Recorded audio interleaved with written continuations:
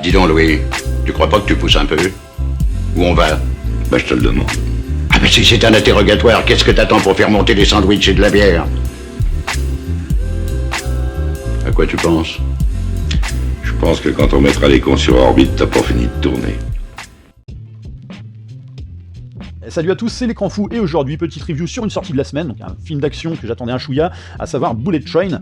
Faut dire que les trailers m'avaient pas mal enthousiasmé pour la légèreté et le côté actionneur à la cool que ça semblait proposer, et puis franchement, rien que l'idée de revoir Brad Pitt dans un film un peu bourrin, j'allais vraiment pas bouder mon plaisir de voir ça.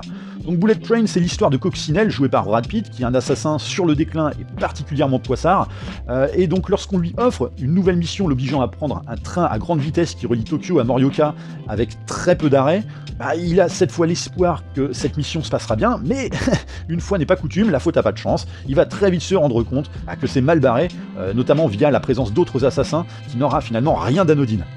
Donc ouais, un pitch simple et pas forcément très original, qui est malgré tout adapté d'un roman réputé particulièrement fun, alors que j'ai pas lu, donc je vais pas faire de comparatif, mais c'est vrai que c'est pas la première fois qu'on voit des truands se foutre sur la gueule dans un même objectif dans un film.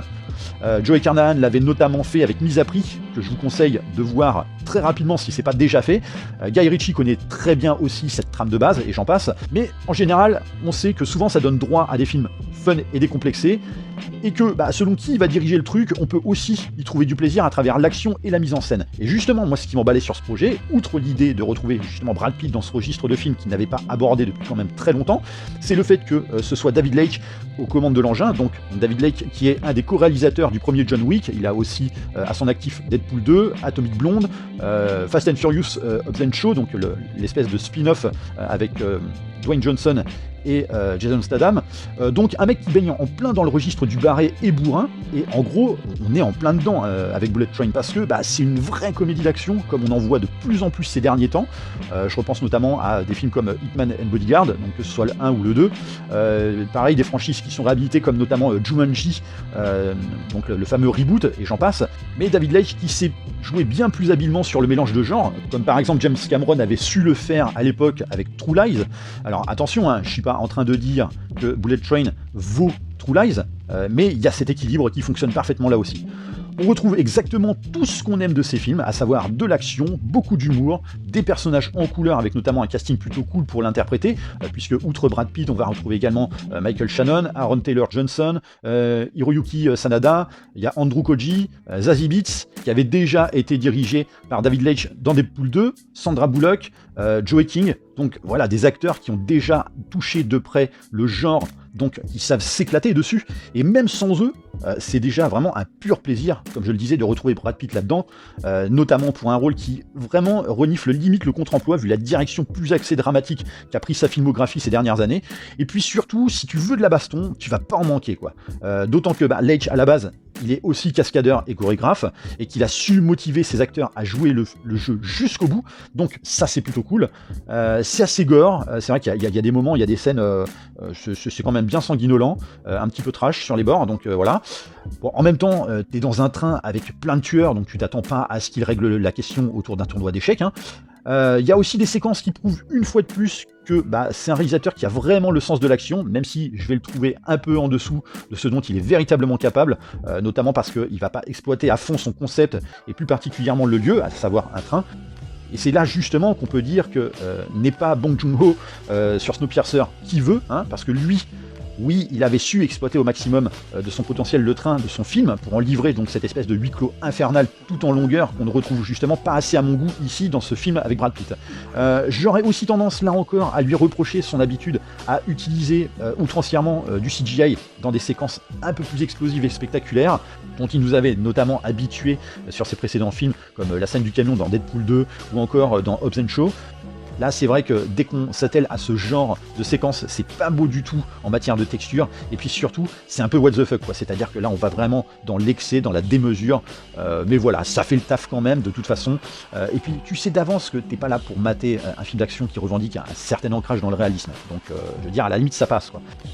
T'as pas vraiment non plus le temps de t'ennuyer, parce que autant le film est quand même assez long, autant ça enchaîne à tout va sans trop de temps mort, notamment avec quelques surprises ça et là, quelques petites idées apportées à l'histoire, et surtout ça prend le temps de développer sa mythologie et ses personnages, même si parfois on va s'attarder dans de la surexplication pas toujours nécessaires, tandis que certains personnages ont peut-être manqué un chouïa de développement par rapport à leur potentiel. Je vais peut-être citer en exemple Andrew Koji.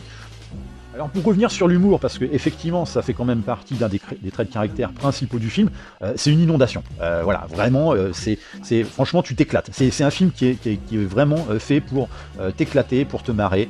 C'est un humour qui est assez varié, il joue autant sur le contexte et l'anecdote que sur la blagounette de base, et globalement ça fonctionne plutôt bien. Et puis ça apporte davantage de cachet au style du film, quoi. Donc oui, on rigole bien, et sans vous spoiler, je vous laisse même découvrir les quelques petites surprises et caméos du film directement au cinéma.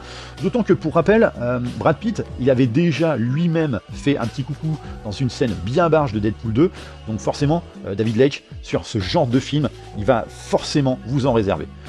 Voilà, je vais pas en dire plus, c'est vraiment un film à la cool qu'on prend comme un bon gros bonbon. Alors attention, ce sera pas non plus un classique, mais voilà, c'est un film un peu comme l'avait été par exemple autrefois Red, donc Retraité et dangereux avec Bruce Willis. Donc voilà, des films qu'on regarde une fois et qu'on n'aura pas déplaisir à revoir le jour où il repasse à la télé. Donc c'est simpliste, efficace, sans prétention aucune, et en même temps, on lui en demande pas beaucoup plus. Voilà, j'en ai terminé pour cette review. Sur le jeu des répliques, c'était sur la vidéo de The Gray Man. Il fallait trouver en générique d'intro Interstellar, sorti en 2014 et réalisé par Christopher Nolan. Et en générique d'outro, Roger Rabbit, sorti en 88 et réalisé par le master Robert Zemeckis. Comme d'habitude, n'hésitez pas à laisser un petit commentaire, partagez, likez cette vidéo et pensez aussi à vous abonner à la chaîne. Et on se retrouve très rapidement pour une prochaine review. Bye! Alors qu'est-ce que j'en pense? Je vais attendre une offre meilleure. Je ferais peut-être aussi bien de descendre mon pote. Prendre son job, le filer à son pire ennemi, faire monter les prix, bombarder, tuer des bébés phoques, fumer de l'herbe, m'engager dans la garde nationale. Et puis je serais peut-être élu président.